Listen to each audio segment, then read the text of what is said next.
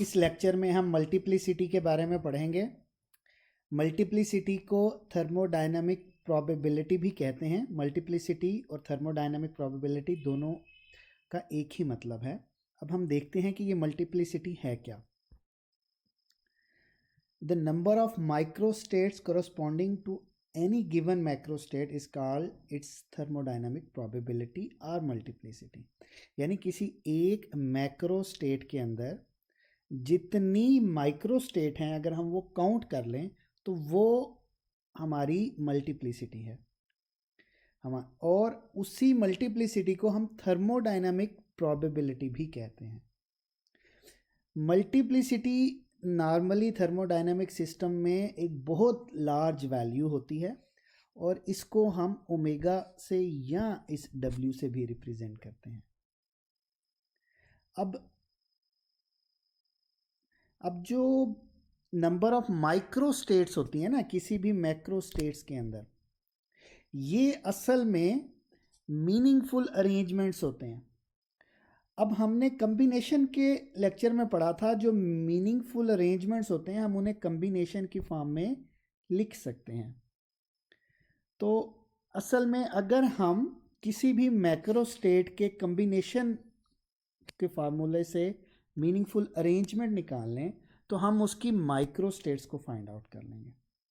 चलें हम फर्ज करते हैं हमारे पास n पार्टिकल्स हैं और उनमें से r पार्टिकल्स जो हैं वो दो कंपार्टमेंट हैं हमारे पास, और उनमें से r जो हैं वो फर्स्ट कंपार्टमेंट में है और n-r जो हैं वो हमारे पास दूसरे कंपार्टमेंट में हैं, और टोटल जो हैं वो हमारे पास n पार्टिकल्स हैं।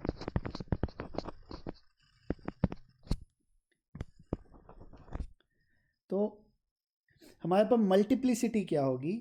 हमारे पास मल्टीप्लिसिटी चूंकि कम्बिनेशन की फॉर्म में हमने लिखना है NCR, तो NCR को मैं लिख सकता हूँ n factorial divided by n-r factorial into r factorial. अगर मैं ये फाइंड आउट कर लूँ तो मैं किसी भी मैक्रो स्टेट में number of microstate find out कर सकता हूँ। मैंने ये फार्मूला यूज़ करना है और मैं बड़ी आसानी से मल्टीप्लिसिटी को कैलकुलेट कर सकता हूँ।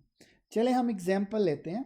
हम एग्जांपल जो है वो बॉक्स की ही लेंगे। हम कहते हैं हमारे पास दो बॉक्सेस हैं और तीन पार्टिकल्स हैं, क्योंकि ये अंडरस्टैंड करने में हमारे आसान है ये एग्जांपल। तो मैं कहता हूँ दो बॉक्सेस में तीन पार्टिकल्स को मैंने डिस्ट्रीब्यूट करना है, आइडेंटिकल बॉक्सेस हैं, तो कितने मैक्रोस्टेट आएंगे मेरे पास? 1 2 3 4। मेरे पास कितनी है? 4 मैक्रोस्टेट्स हैं। अब मैं हर एक मैक्रोस्टेट के करस्पॉन्डिंग माइक्रोस्टेट निकालना चाहता हूँ। मैं मल्टीप्लिसिटी का फार्मूला यूज़ करूँगा। मैं सबसे पहले क्या कहता हूँ, r को 3 करता हूँ। यहाँ पर ये r है और ये मेरे पास क्या है? n-r है। तो r को जब मैंने 3 पुट किया, ये n फैक्टोरियल आएगा डिवाइडेड बाय n-r। n-r क्या है? 0 फैक्टोरियल इस केस में, ठीक है। और r आपके पास क्या है? 3 फैक्टोरियल। अब n भी मेरे पास 3 ही है, यानी n आपके पास क्या है?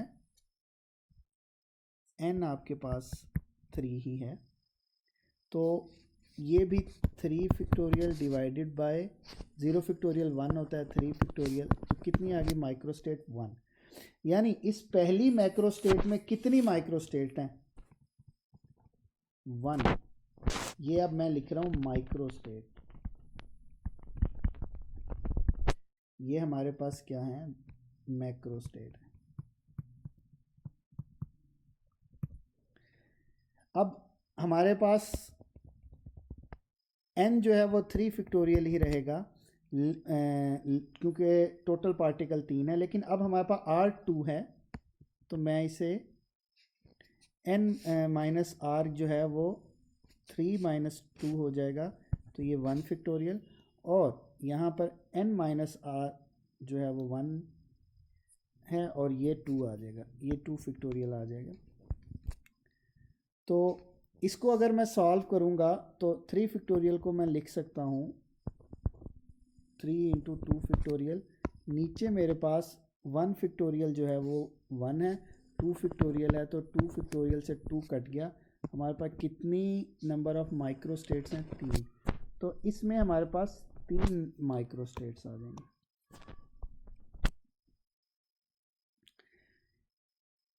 इसके केस में भी हमारे पास 3 ही आएंगी और इसके 0-3 के केस में हमारे पास अगेन 1 आएगी।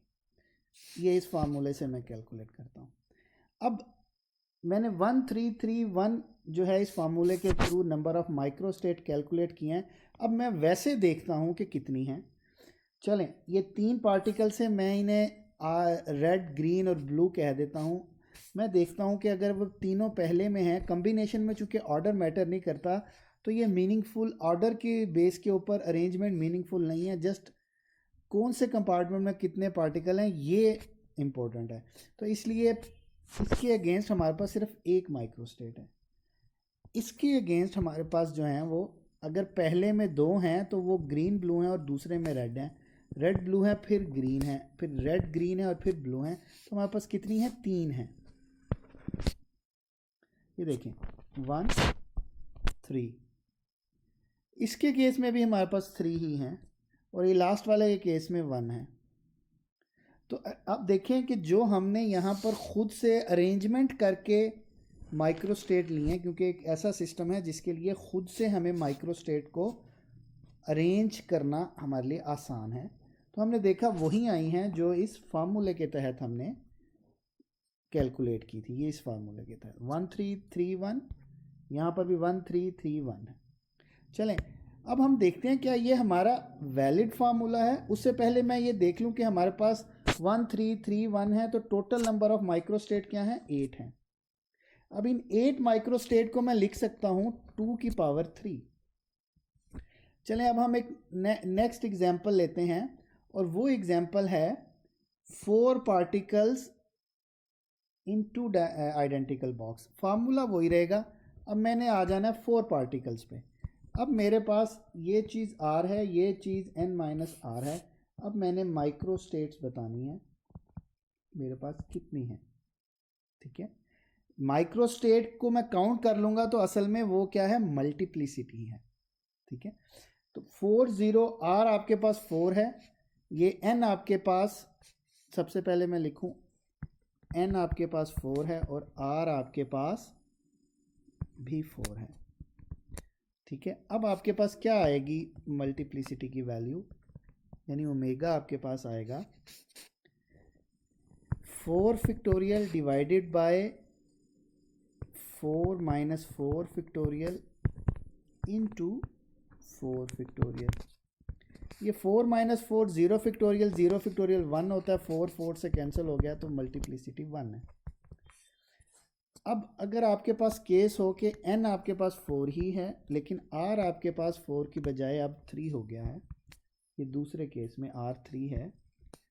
ठीक है, तो अब आपके पास क्या आएगा? ये 4 माइनस 3 हो जाएगा और 4 माइनस 3 1 फैक्टोरियल है, 1 फैक्टोरियल भी 1 होता है और ये साथ में आपके पास क्या आएगा? 3 फैक्टोरियल आएगा। और इस 4 फैक्टोरियल को मैं लिख सकता हूँ 4 इंटू 3 फैक्टोरियल। तो ये 3 से 3 कट गया, आपके पास मीनिंगफुल अरेंजमेंट्स कितने आए? 4। यानी इसके अगेंस्ट आपके पास 1 आए, इसके अगेंस्ट आपके पास 4 आए। अब ये 3 1 के अगेंस्ट आपने लिया था, अब 2 2 के अगेंस्ट अगर आप देखें, यानी आपके पास R अगर 2 है तो ये आपके पास फार्मूला क्या बनेगा मल्टीप्लिसिटी का? 4 factorial divided by 4 minus 2 2 factorial into 2 factorial. तो ये 2 फैक्टोरियल और 2 फैक्टोरियल को आप 4 factorial into 3 factorial into 2 factorial लिख सकते हैं, डिवाइडेड बाय 2 फैक्टोरियल 2 फैक्टोरियल। एक 2 से फैक्टोरियल से 2 फैक्टोरियल कैंसिल हो जाएगा। ये 2 फैक्टोरियल असल में 2 ही होता है, तो 2 इंटू 1 2 2 3 इंटू 2 6, आपके पास 6 माइक्रोस्टेट आती हैं अकॉर्डिंग टू फार्मूला। 1 3 के लिए अगेन 4 ही आएंगी और 0 4 के लिए पहले 1 आएगी। यानी अब अगर हम फार्मूले के थ्रू हमने इसको अप्लाई किया तो हमने देखा हमारे पास 1 4 6 4 1 आई हैं। अब देखें हम इसको खुद से अरेंजमेंट करके देखते हैं क्या यही आती हैं। अगर जब हमने पहले केस में पहले बॉक्स में 4 लिखे थे तो हम कलर की बेस पे अगर डिस्टिंग्विश करें इन पार्टिकल्स को तो red green blue orange first में है, 0 पार्टिकल सेकंड में है। फिर मैंने ग्रीन ब्लू ऑरेंज फर्स्ट में कर दिया, ये सेकंड के लिए 1 माइक्रोस्टेट आई, यहाँ पे मैं लिख देता हूँ। अब 3 1 के लिए मैं देखता हूँ ग्रीन ब्लू ऑरेंज फिर रेड, फिर ग्रीन ब्लू रेड फिर ऑरेंज, फिर ग्रीन रेड ऑरेंज और फिर ब्लू रेड ऑरेंज और फिर ग्रीन। ये कितने हैं? 4 अरेंजमेंट्स हैं, ठीक है। और ये मीनिंगफुल अरेंजमेंट्स हैं। क्यों? तो अब अगर ये चूँकि ये मीनिंगफुल अरेंजमेंट्स हैं तो मेरे पास कितनी माइक्रोस्टेट होगी? 4। इसके अगेंस्ट में अगर आप देखें तो 2 पार्टिकल हैं, green blue red orange, green orange red blue and so on. हमारे पास कितने अरेंजमेंट्स आए हैं? 6 हैं। यहाँ पे मैंने बनाए हैं, इससे ज़्यादा पॉसिबल नहीं है। अब हम ये जी आर को आर जी नहीं लिख सकते, ये बात जहन में रखना। इसी तरह क्योंकि हमने मीनिंगफुल अरेंजमेंट लेने हैं, कम्बिनेशन लेने हैं। आर ओ को मैं ओ आर लिख के एक अरेंजमेंट नहीं बना सकता, मैंने सिर्फ मीनिंगफुल लेने हैं। आर ओ ओ आर एक ही अरेंजमेंट बनेगा, तो ये 6 बन गए, मैंने लिख दिया 6। इसके अगेंस्ट देखें आप, अगेन 4 है, इसके अगेंस्ट देखें तो 1 है। अब ये मैंने मैन्युअली, चूँकि एक स्मॉल एग्जाम्पल ऐसा था जिसमें सिस्टम में पार्टिकल हमारे पास बड़े स्मॉल थे, मैं खुद से अरेंज कर सकता था। मैंने अरेंज करके भी देख लिया कि ये बिल्कुल एग्जैक्ट इस फार्मूले के अकॉर्डिंग जो हमारे पास आ रही हैं वही माइक्रोस्टेट आ रही हैं जब मैंने उसे मैन्युअली करके देखा है। अब चूँकि टोटल इनको मैं ऐड करूँ तो ये 1 + 4 5, 4 + 5 + 6 11, 11 + 4 15 + 1 16। तो 16 को मैं लिख सकता हूँ 2 की पावर n। तो यहाँ से मैंने एक ऑर्डर निकाल लिया कि मेरे पास जो नंबर ऑफ माइक्रोस्टेट हैं मैं उसे 1/2 की पावर n से रिप्रेजेंट कर सकता हूँ बड़ी आसानी से, यानी 1/2 n। n क्या है मेरे पास? Number of particle. जितने नंबर ऑफ पार्टिकल्स हैं मैं उन्हें 2 की पावर बना दूंगा तो मेरे पास नंबर ऑफ माइक्रोस्टेट्स आ जाएंगी। और नंबर ऑफ माइक्रोस्टेट्स तो मल्टीप्लिसिटी है, यानी मल्टीप्लिसिटी आपके पास क्या आ गई? एक जनरल फार्मूला मल्टीप्लिसिटी का क्या आया आपके पास इस एग्जाम्पल के केस में? यानी 2 की पावर n कर दें, यानी 2 की पावर बना दें जितने नंबर ऑफ पार्टिकल्स हैं आपके पास, तो वो आपके पास मल्टीप्लिसिटी है। और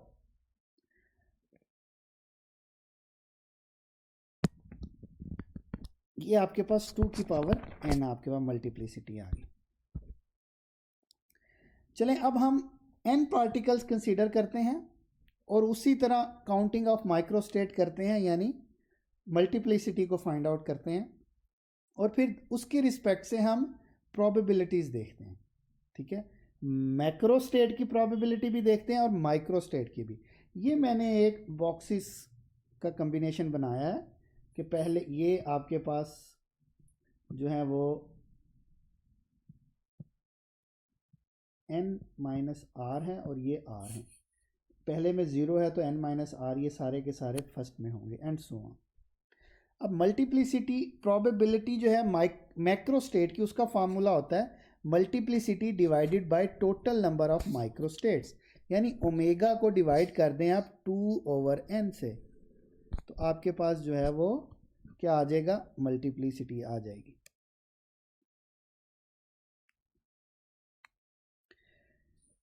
सॉरी, प्रोबेबिलिटी आ जाएगी। अगर आप मल्टीप्लिसिटी को टोटल नंबर ऑफ माइक्रोस्टेट से डिवाइड कर दें तो आपके पास probability of macrostate uh.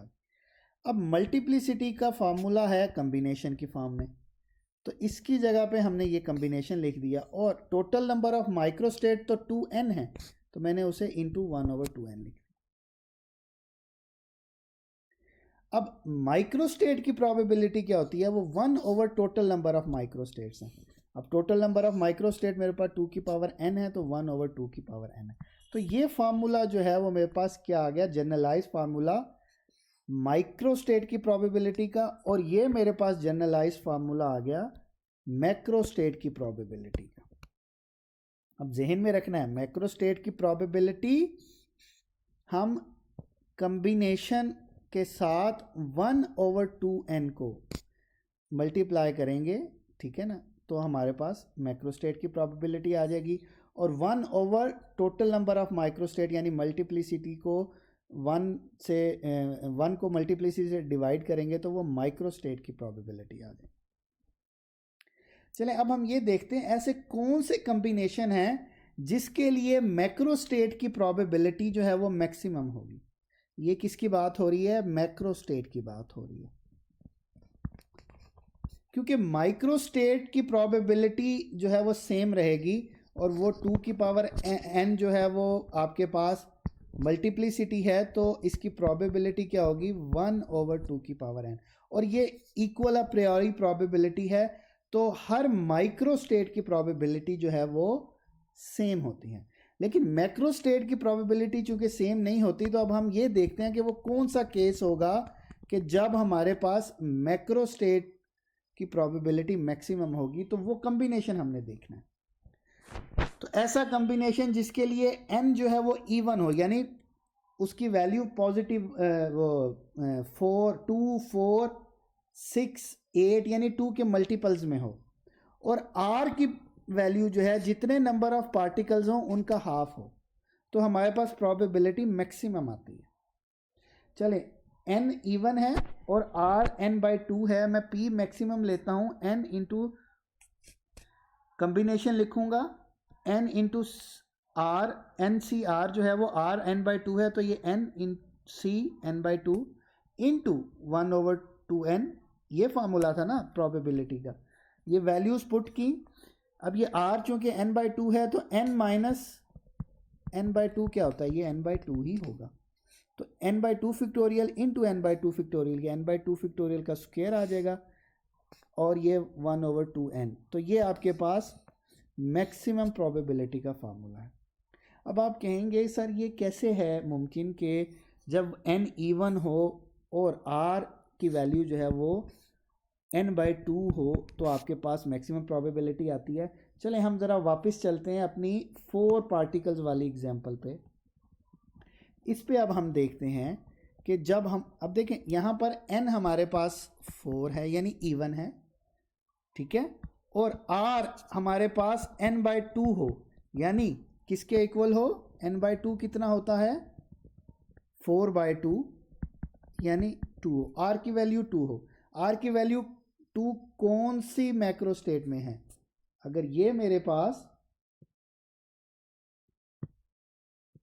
n-r हो और ये मेरे पास r हो, तो r की वैल्यू 2 इधर है, तो ये इस मैक्रोस्टेट के अगेंस्ट अगर आप देखते हैं तो आपकी ये कंडीशन के n पॉजिटिव इवन हो यानी n 4 है, और r जो है वो n/2 है जो कि 2 होना चाहिए, वो ये है, तो इस मैक्रोस्टेट के अगेंस्ट आपके पास 6 माइक्रोस्टेट है, यानी मल्टीप्लिसिटी मैक्सिमम है। तो अब इस मैक्रोस्टेट की अगर मैंने प्रोबेबिलिटी जो कि मैं कहता हूँ वो p मैक्स होगी, वो क्या निकलेगी, इसकी फार्मूला अभी मैंने निकाला था n factorial over n/2 factorial का, n/2 फैक्टोरियल का स्क्वायर इंटू 1/2 की पावर n। अब n आपके पास क्या है 4 फैक्टोरियल डिवाइडेड बाय n/2 आपके पास क्या है 2, तो 2 फैक्टोरियल इंटू 1/2 की पावर n क्या है 2 की पावर 4 यानी 16 इंटू 1/16। अब देखें ये आप इसको फर्दर सिंप्लीफाई करते हैं अगर, तो ये 4 फैक्टोरियल को मैं लिख सकता हूँ, 4 फैक्टोरियल को मैं 4 इंटू 3 इंटू 2 फैक्टोरियल लिख सकता हूँ, तो मैं इसे लिखता हूँ 4 into 3 into 2 factorial divided by 2 factorial, ये 2 फैक्टोरियल से 2 फैक्टोरियल मल्टीप्लाइड बाय 1/16, ये 4 इंटू 3 12, तो ये 12/16 और 12 को 4 × 3/4 × 16, 3/4, तो आपकी प्रोबेबिलिटी क्या आई? 3/4।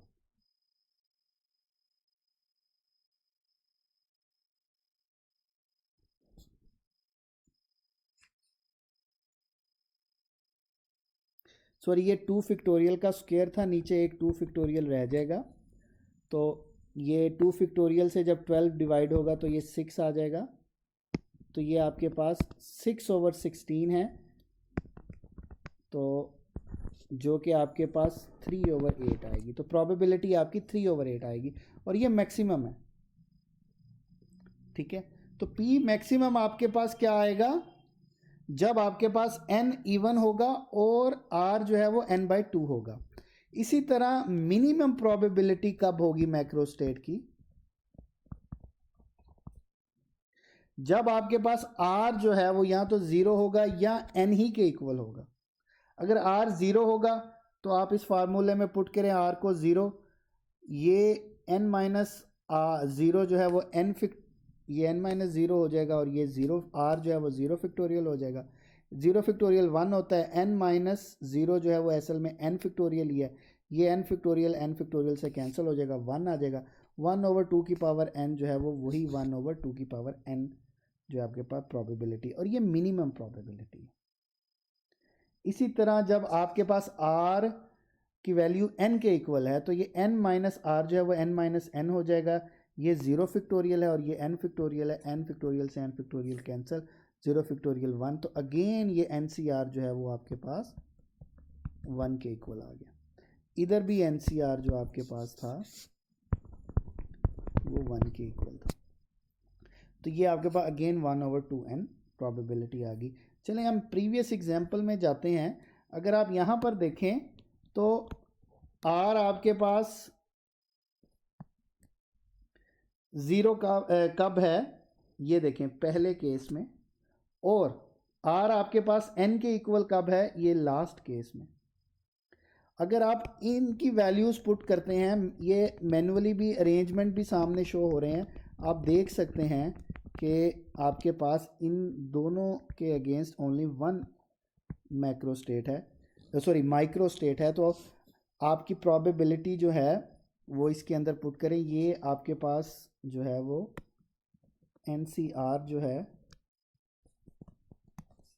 ये वैल्यू आपको 1 देगा, तो 1 × 1/2 की पावर n, 2 की पावर n 16 है, तो 1/16 आपकी प्रोबेबिलिटी है।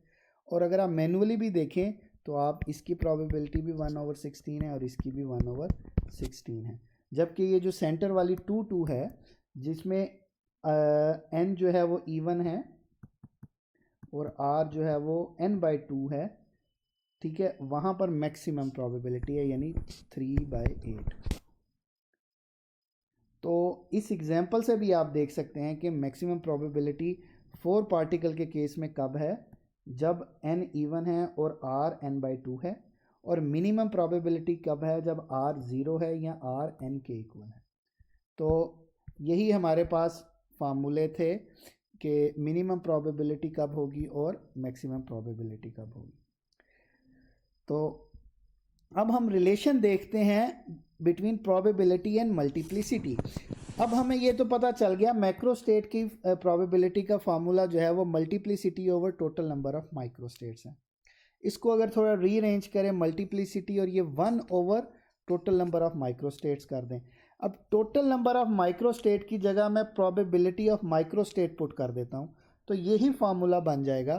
प्रोबेबिलिटी ऑफ मैक्रोस्टेट जो है वो बराबर है multiplicity into probability of microstate. अब ये जो माइक्रोस्टेट की प्रोबेबिलिटी है ना, ये तो अब प्रियोरी प्रोबेबिलिटी है, यानी ये जो भी हम सिस्टम ऑब्जर्व कर रहे हैं उसके लिए माइक्रोस्टेट की प्रोबेबिलिटी सेम है, वो चेंज नहीं हो रही, यानी ये सेम है, यानी कांस्टेंट है एक तरह से। तो अगर कोई चीज़ कांस्टेंट हो और दो चीज़ें इक्वल हो और कांस्टेंट इधर मल्टीप्लाई हो रही है, हम इसको प्रोपोर्शनल से रिप्लेस कर सकते हैं। इट मीन्स कि प्रोबेबिलिटी ऑफ मैक्रो स्टेट जो है वो मल्टीप्लिसिटी के प्रोपोर्शनल है। इसका क्या मतलब है? इसका मतलब ये है कि जिस मैक्रो स्टेट के अगेंस्ट मैक्सिमम मल्टीप्लिसिटी मिलेगी उसकी प्रोबेबिलिटी भी मैक्सिमम होगी। ठीक है, यानी the probability of occurrence of a macro state is directly proportional to the multiplicity. और ये जहन में रखें, मल्टीप्लिसिटी को हम थर्मोडायनामिक प्रोबेबिलिटी भी कहते हैं, इसके ये डायरेक्टली प्रोपोर्शनल है। तो यहाँ पे क्या पता चला कि प्रोबेबिलिटी जो है वो मल्टीप्लिसिटी के डायरेक्टली प्रोपोर्शनल है। जितनी ज़्यादा मल्टीप्लिसिटी होगी उतनी ज़्यादा मैक्रो स्टेट की प्रोबेबिलिटी होगी।